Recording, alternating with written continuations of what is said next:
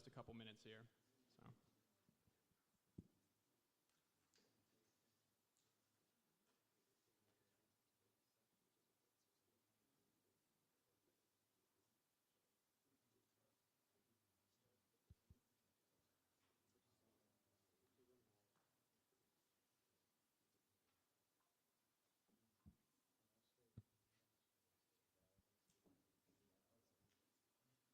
Okay. Hello and welcome everyone to the 2024 Student Government Association debate. My name is Robert De La Garza. I'm the news editor at the Cougar, the student-led newspaper on campus. I'll be moderating this debate alongside our editor-in-chief, John Lomax. All right, and we'd like to thank all the candidates for making the time to be here, and of course for you all, the guests, for coming out and supporting them. Also, thank you to the SGA Election Commission for their assistance in putting together this debate. If at any point y'all are getting loud or crazy or anything, you might be asked to leave, so please just try to keep it chill, you know. We got a game at 8. We want to be out of here before then, all right? So we're going to extend an opportunity first to hear from our vice presidential candidates, Austin Craig from the For All Cougars Party and Mohammed Tabara from the Students Unite Party.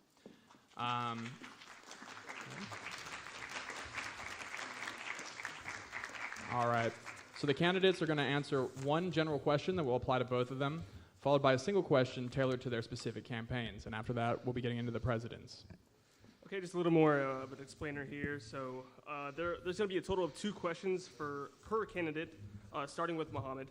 A timekeeper will indicate the time remaining.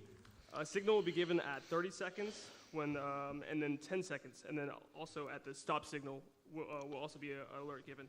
So they will both be given 2 minutes each to respond to each question. After that, the opposition will be able to make a rebuttal, but it can't last longer than 1 minute.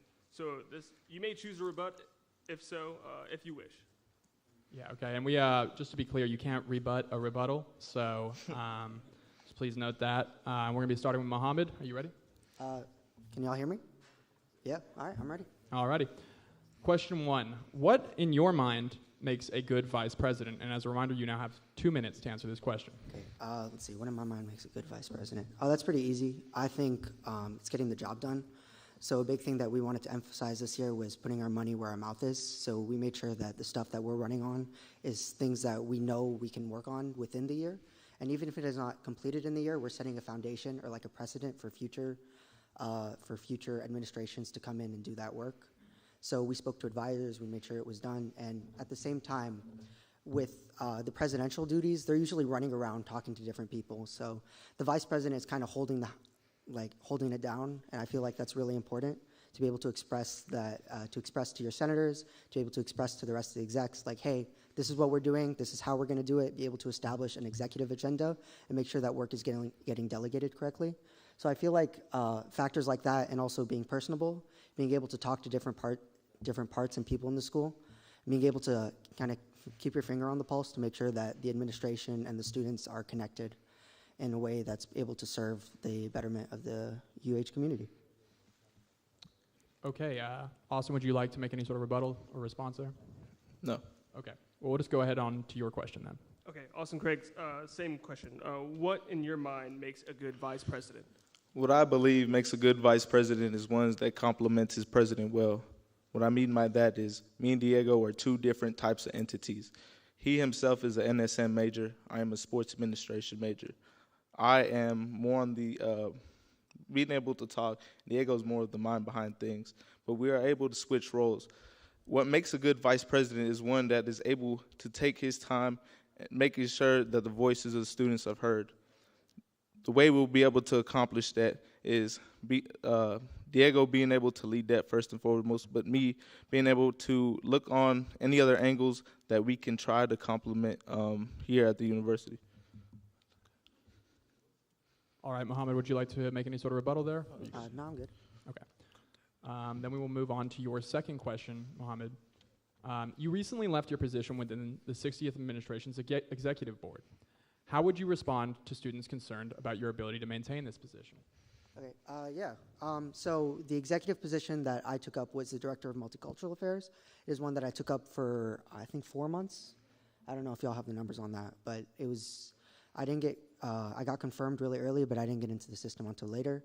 And then I left for personal reasons earlier in the semester, just because I wanted to focus more on the campaign. But yeah, so that position was really important to me. I got to be able to do a lot of good work. I worked with the ISSO a lot, so the I did International Education Week. I did the UH Rockets Night, which was really exciting. And I got to do the SGA events that were going on. Every single tabling, every single time they were out there before the football games, every single time they were hosting events, I was either the mind behind it or I was one of the workers making sure it got done. So yeah, so if students were to come up to me and ask me, hey, why'd you end up leaving this position? Or why'd you leave the position? Or how is this going to reflect in the next administration if you were to get in? I'd say this isn't really reflective because I really enjoyed the work and I love doing it. I'm still, I wouldn't say heavily involved in student government currently, but at the same time, I love being able to help out where I can. So I want to translate that into more advocacy next year. So the advocacy work that I got to do with the WGRC, with the Women and Gender Resource Center and CSAC, I feel like that's really important and it's something that we should kind of move towards as an SGA rather than just putting on events that don't really mean nothing or just being all talk and like sending out an email. That's pretty much it. I appreciate it. Okay, Austin, do you want to rebut that at all? No. Okay. So Austin, second question for you. Last semester you were selected as UH's homecoming king, okay? So how has that helped you prepare for vice president's office, and what would you say to students who are concerned about the election becoming a popularity contest? I would say that my journey here at the university started. I am from Wesco, Texas, and I came here to the university, the only person from my graduating class to come here. I chose to come here because I knew that I wanted to be in the fourth largest city in the nation. When I first got here, I had a very hard time getting involved, and I had a very hard time making friends. Soon, I would find myself joining my fraternity, Phi Beta Sigma Fraternity Incorporated. But not only with that, I would apply for O-Team. Through applying with O-Team, I found Diego, and I realized how much I actually cared about the students. Taking students coming here to the university who do not know a single thing and being able to teach them and show them the resources the university has is something I'm very proud of. I'm also an RA on campus, which I've been able to support students at every cause, whether it's resident conflicts, RLCs, all that stuff, you name it. But I believe I'm prepared to take the role as vice president because I've served as vice president of my fraternity. And I know that I have a willingness and drive to make change within the university at any way possible. And I'm a very dedicated individual. Okay, and Mohammed, would you like a chance to rebuttal? I'm okay. I appreciate it. All right, well, thank you, VP candidates. Can we get a big round of applause for both Austin and Mohammed? Appreciate y'all coming out tonight.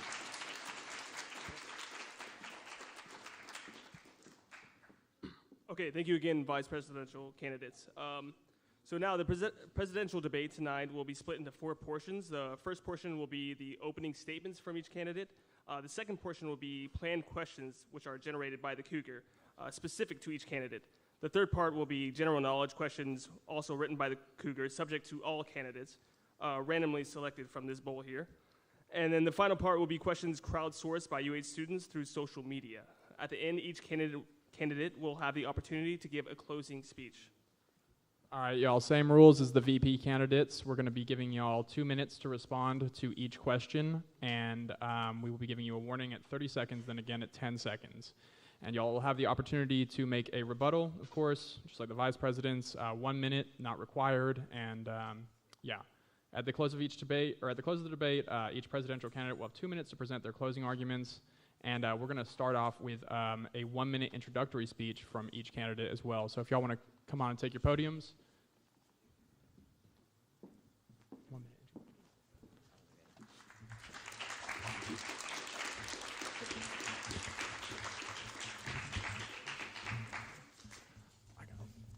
All right, so we're going to do a 1 minute introductory speech from each candidate, and we will start with Diego. Well, First and foremost, I'd like to thank the Daily Cougar for putting on this debate tonight, and to all the students and staff in attendance tonight to hear our opinions and what we believe and what we would like to do with the office of the presidency. First and foremost, I'd like to make it clear that I'm not a politician. I'm a biochem pre-med student. My name is Diego Arriaga, and I'm running to be the 4th Latino president in student body history. At the end of the day, I'm not a class major, I'm not a Bauer, and I'm not all of these typical candidates. My biggest points that I'd like to talk to you about tonight is reducing these crazy parking prices. And on top of that, running a policy of listening and of safety, because I feel with all of these recent campus safety problems, we need to hold UHPD accountable and keep our students safe. Sure. All right, thank you for that. Cody, now if you would like to start your 1-minute speech. Hello, everybody. My name is Cody Zell. I'm a sophomore in political science. I am a class student. But I think that I have a vested interest both in this campaign and in this university as a whole. As a junior, my mother died of cancer, and now I'm fundraising, or I'm funding my, education through her life insurance. I'm even funding this campaign through her life insurance. 30 seconds. I'm mainly saying this just to, both the people in the audience and to my senators that I am truly invested in my party platform of affordable campus, academic success, and Cougar community. I will always have the students' best interest at heart, no matter how difficult it can be. And 10 seconds. I think I am somebody to trust. All right. Thank you both for those introductions. We're now going to get into the targeted questions, and just like with the vice presidents, we'll be starting off with one question that's the same for both Cody and Diego. And Robert, if you want to start with Diego. Yes.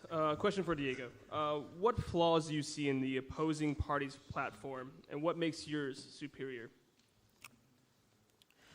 Well, the thing that I believe is flawed in their campaigning is that this is an administration that we've already seen been in office. This is an administration that we've seen not do much for the student body. And this is reported in the Daily Cougar through their report card. And I believe that the things that they did, I can do better, that I can promote campus impact, have more students engaged in student government, and as well as bring a safer campus and help students in general. Because at the end of the day, I believe that the current administration and Students Unite failed to do that. They failed to accomplish all the things that were said. But yeah, I'll leave it at that. Okay, and Cody, would you like the chance to rebuttal? I would like to say that our platform is very specific. It addresses very specific issues within the university. I don't know of any platform that is this specific that can, aid the student body as a whole. I'm actually kind of offended that, you would say that it is the same platform as last year, when it's really not. We only have a few returning senators. We have a bunch of new fresh faces. I genuinely can't understand how this could be in any way related to the 60th administration, other than, the man sitting in front of me, 30 me, seconds. Moody, and a few of our senators. Other than that, I think we have new drive, new energy, and new initiatives to tackle as well. All right, thank you for that rebuttal. Now a question for you, Cody. Same one. What flaws do you see in the opposing party's platform, and what makes yours superior? I think one of the main flaws is that the goals are not specific. I personally don't think that campus security and parking affordability is a very specific goal, because they have not laid out any game plans on how to do it. In the 59th administration, they appointed nobody to TPAC, and we've seen how that goes. But in the 60th administration, we appointed everybody to TPAC. We filled every single seat. We even solved the Sugar Land shuttle crisis that I'm sure everybody in this room is familiar with. And we even decreased the parking prices for 5,000 students by $100, a 13% decrease for one of the, I think the largest parking garage. All right, Diego, your opportunity to make a rebuttal. You know, I find it quite interesting that you say that it's not very specific because we actually do lay it out. We hear the students' testimonials every day when we campaign out there. And what we've heard is that these things have not gone down. And specifically to what you said about TPAC, actually TPAC is about to pass a proposal to increase the rate of parking every year for the next 3 years. And I don't see how that is saving students money.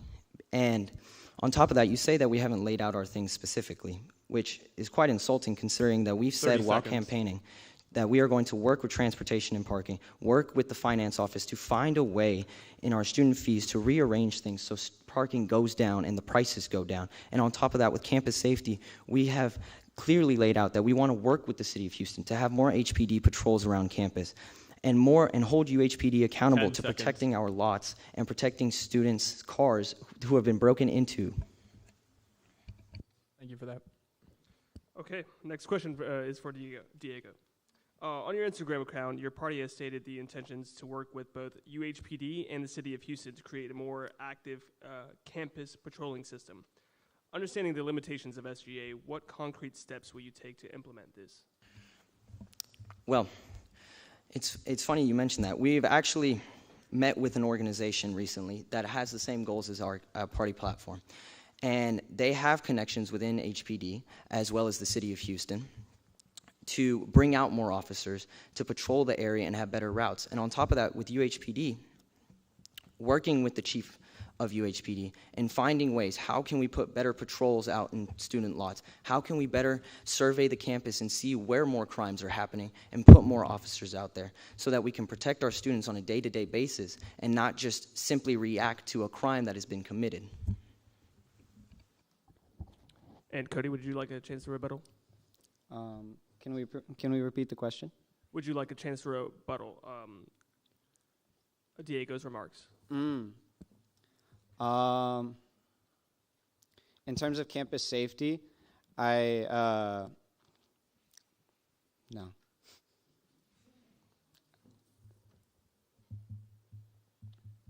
right, we're just going to go ahead and move on to the second question then. This is for Cody. Your party has claimed to have saved the students tens of thousands of dollars on parking and the Sugarland shuttle. What evidence do you have to support this, and how do you plan to continue to advocate for commuters in the future? I mean, these are in-depth discussions that I've had with the TPAC chair, Salik Faisal, and even well-informed by Neil Hart. And, you know, I've gone to TPAC meetings. I've seen the plans that they propose. And, you know, I think we should all understand that parking prices will always go up, as does inflation. And this university always runs on a perpetual debt system in which they will continue building parking lots and parking garages. I mean, there are things that student government can do, but, I mean, it takes an actionable game plan and not just saying that we will work with TPAC. All right, Diego, would you like to respond to that? Yes. I find it interesting that you've said that they've, you know, reduced the cost of parking, considering that the rate at which parking will increase over the next 3 years is by 15% and will continue to go up by 3% years after that. When the 58th administration had a proposal which would decrease the cost of parking and hold it firm for 2 years, which was a deal proposed with parking, which I very do believe could go through now. And on top of that, with the Sugarland shuttles, there is now a permit being charged for these students, and now there are students being stranded here because they couldn't get a permit because of all these issues. And now students are being stranded and having to find new ways to get to the Sugarland campus, which in my opinion is awful because these students have to get to these classes because these classes are mandated by the school for their major. So I believe that we should bring those back to a free, you know, find a way to work with TPAC to make those free again. Okay, this is a next question for Diego. Campus advocacy has been a major part of your platform in the lead up to this election. Considering the impact real-world politics can have on our campus, how would you navigate the need for advocacy when it comes to issues like Israel and Palestine conflict?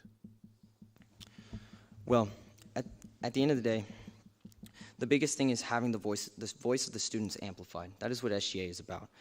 They are a student advocacy group. We are the bridge between administration and the students and students to the administration.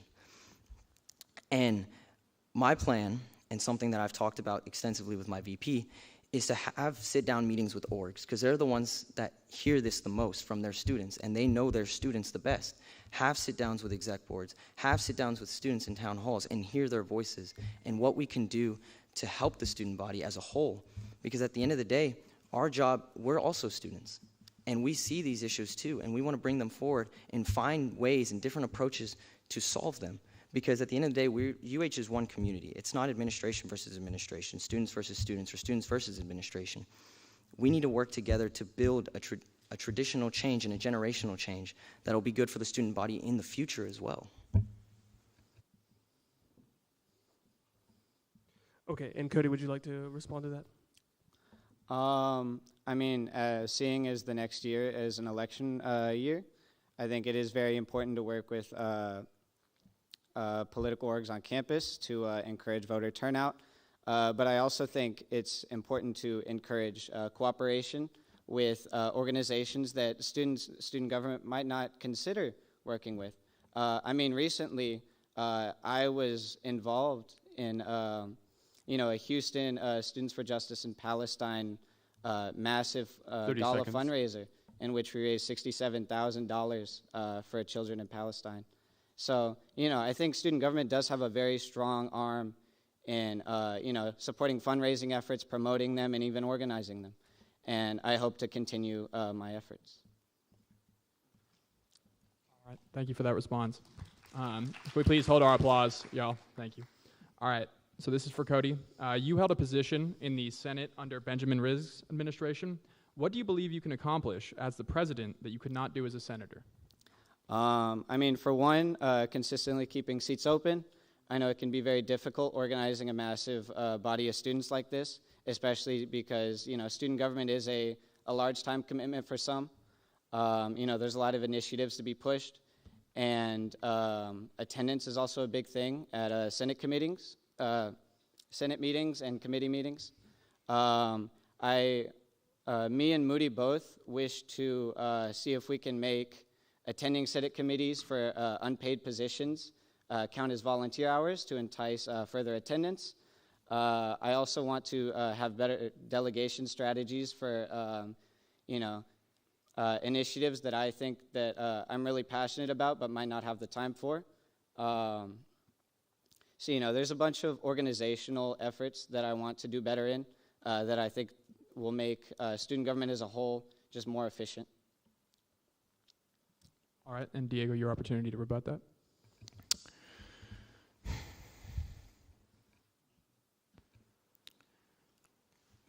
I think I'm good on this one. I will say there's nothing to rebut. Okay, next question for you then, Diego. So a big part of your campaign has been overhauling UH parking. Considering previous administrations have tried and failed to do so, how would you operate within the limits of SGA to achieve this goal? Well, more than anything, I think it's leaning on administration and having to work with them, and as they hold more power than SGA does. But at the end of the day, we hear the students' voices, and we can bring this to administration, and using TPAC as a way to, push forth this agenda that we need to finish what was already laid before. This groundwork isn't new. It's already there. We just need to finish what was already started.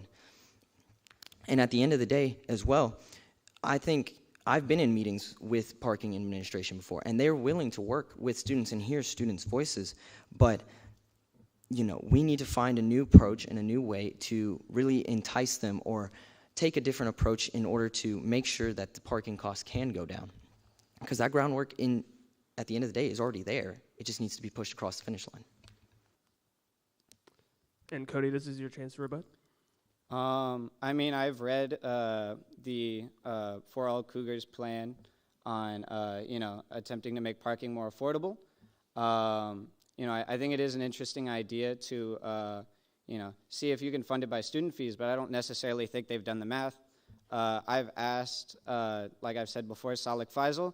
We've done the math, and it would take at least, what was it? It was around $25 the first year, and then a continual increase after that. So, I mean, especially like as you 30 go up seconds. percentage by percentage. So it's not necessarily as if, unless you're planning to cut student services, it's not necessarily as if like the parking is getting cheaper for no reason. You're not just charging the people that park, but also the people that don't park. Everybody who pays student fees, which is basically 10 everybody seconds. on this campus, unless they have an exemption, will pay for this. All right, thank you for that. Now, next question for Cody. Understanding the limitations when it comes to funding and personnel, how do you plan to expand academic advising for class and other colleges through your position as president? I've met with the class dean, Dan O'Connor, and now after a year with talking to him, I realized that it's very difficult to organize a career fair specifically for class. It's not Bauer, it's not NSM. Class is 40% of the school population, and it's a vast, diverse array of majors. But I think that so long as we are persistent and so long as we continue to build, alumni support and continue making good relations with businesses, then I think, expanded career fairs can be possible for class in the same way they are for Bauer and SM. Thank you for that. And Diego, your opportunity to make a rebuttal. I will say I don't necessarily think that it's about expanding career fairs in class, but it's expanding a program that's already there. I know Bauer has a program, I can't think of it right now, but they have a program that already offers students a chance at a career fair from any major and a chance to speak with businesses. And I think at the end of the day, we just need to expand that program to all colleges at the University of Houston because they have a great placement rate for students, and this will make it where students have almost a surefire job when they get out of college, because I know that is one thing that the student body, especially upperclassmen, juniors, and seniors, 30 seconds. are concerned about, whether they're going to be able to get a job with the major they have. But expanding this program that's already here and implemented will be able to do just that. All right, thank you for that. That concludes the targeted question portion of the debate, and we will now be moving on to the trivia portion of the debate. And so what we're going to do here is I will have our amazing timekeeper here pick a card from this box and pass it to either Robert or myself, and we will then ask the question.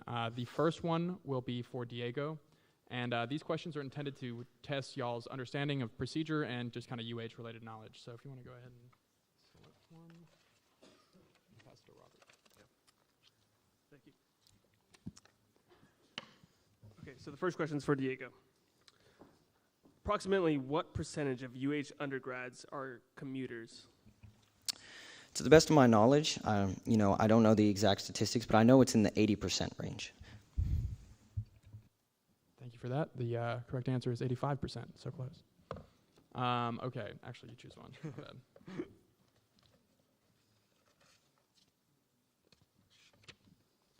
All right, Cody. Name 4 orgs funded by SVAC. There is Cougs in Recovery. There is I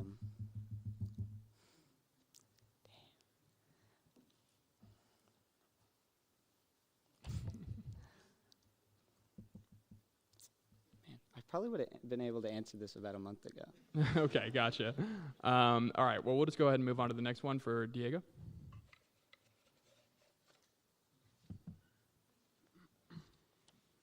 Okay, Diego. Okay, how many students in SGA are responsible for appointing? How many students in SGA are responsible for appointing to SVAC? How many students is SGA responsible for appointing to the SVAC committee?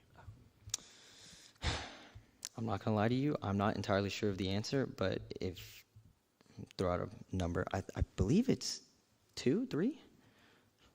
5, I believe. Oh. Yeah, close. All right. I'll just get the box over here. Alrighty. Next question for Cody. What, and this is kind of in your own words, what is the difference between an SGA bill, a university bill, and an SGA resolution? A university bill has to be approved by Renew Couture, and I think it has to change the fundamental structure of the university itself. An SGA bill has to change the fundamental structure of SGA itself. And then a resolution is more of a statement than anything. Okay, thank you.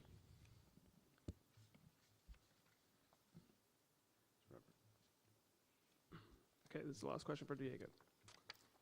Last random trivia question. What 3 governing documents must SGA adhere to? I know it's the SGA bylaws and constitution and the university constitution. You were looking for election code, but you were close. Oh, election code? Last one. Wouldn't it be the student code of conduct too? Wouldn't it be the student code of conduct as well? On y'all's website, Maybe. it lists the election code, the constitution, and the okay. bylaws. Oh, Okay. yeah, I didn't know we were going by the website. Final question for Cody. What is the purpose of SFAC? Of SFAC, it's for distributing and reallocating student fees to which they see fit. And, Student Fees Advisory Committee, it advises, the Board of Regents to make a decision. Thank you for that. We're now going to go ahead and move on to the questions that we have prepared from social media responses. You guys will have 1 minute each to reply to these. There will be no rebuttal phase for this. This is purely just to kind of give the students on campus a voice. So Robert will be opening questioning for Diego. Okay, question for Diego. There's been several posts that have been seen across social media attacking Students Unite on the basis of their appearance. Do you support these activities? How do you plan to limit that kind of behavior within your party? So this is something that I've definitely I've talked about with my senators, and it has been, I do not agree with it, because at the end of the day, SGA should not be one side versus the other.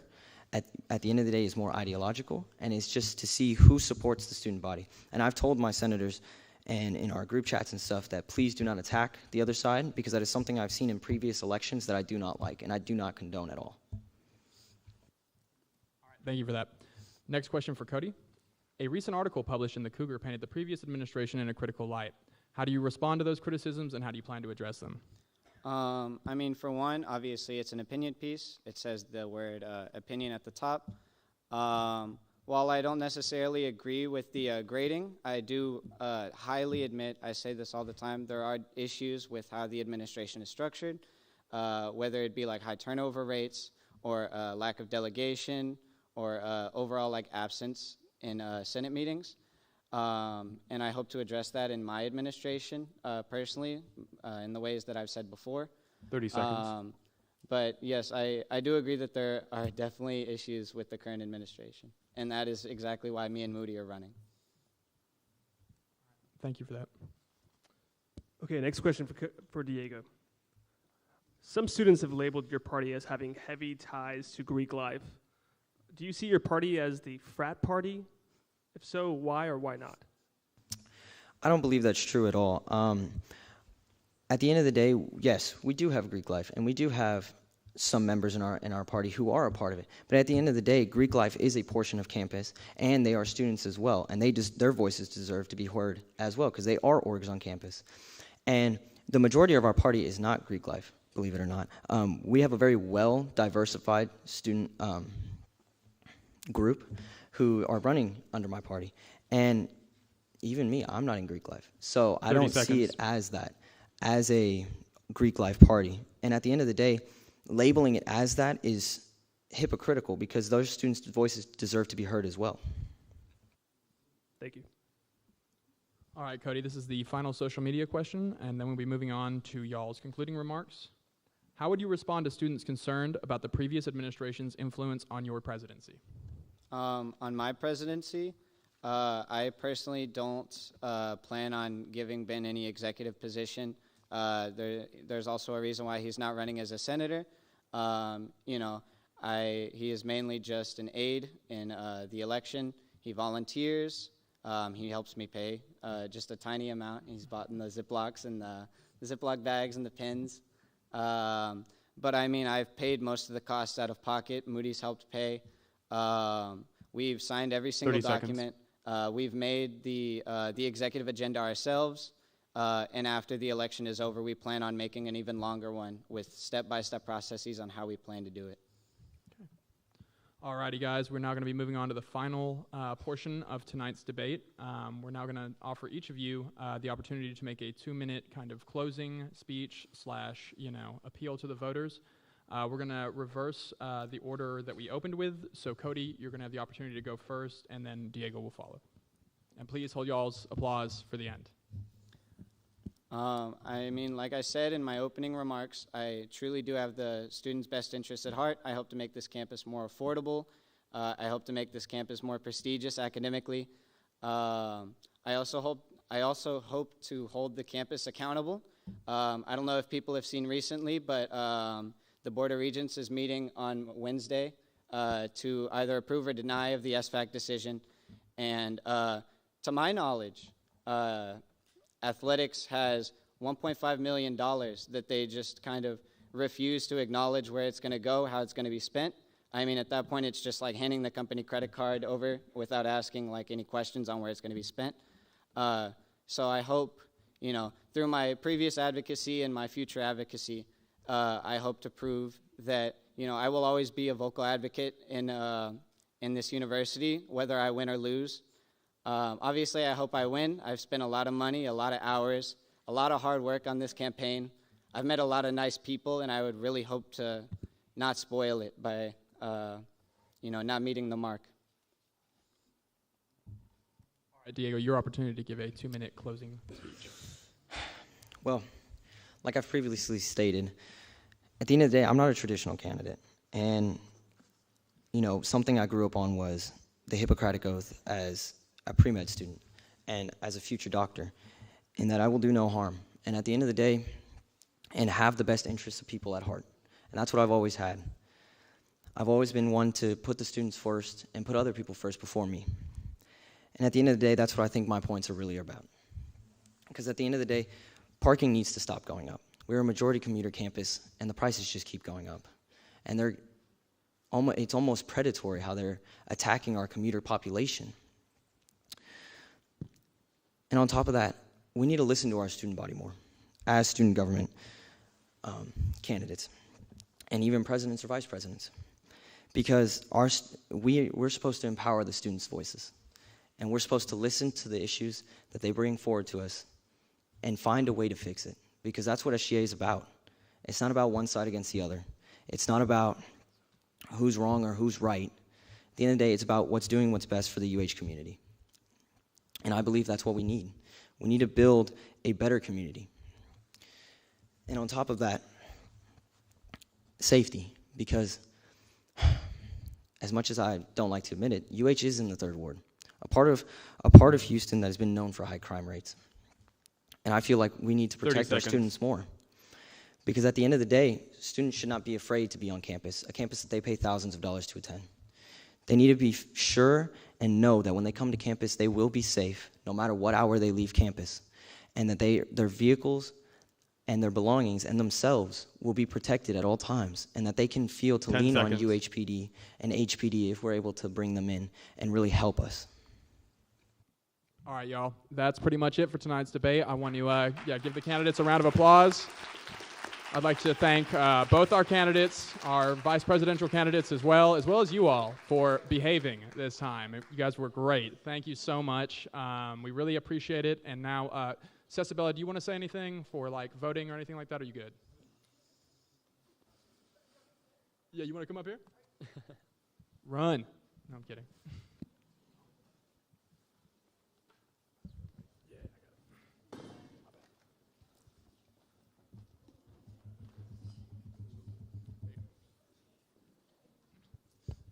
Hi, everybody. My name is Cesabella Astraquillo. I am the Chief Election Commissioner for the 2024 student government elections. One thing for you all, two things actually. First one is if you see any election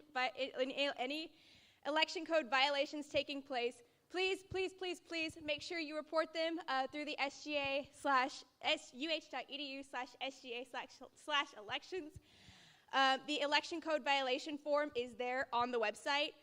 If you have any questions on what may or may not be considered an election code violation, I'd always be happy to assist.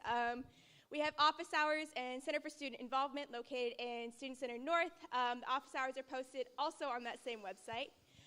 Or you can email sgalelect@central.uh.edu. Second is that you all, please make sure you all get out and vote. Voting opens at midnight on Monday, February 26th, and closes at 11:59 on February 29th. So please make sure to get out and vote. Thank you.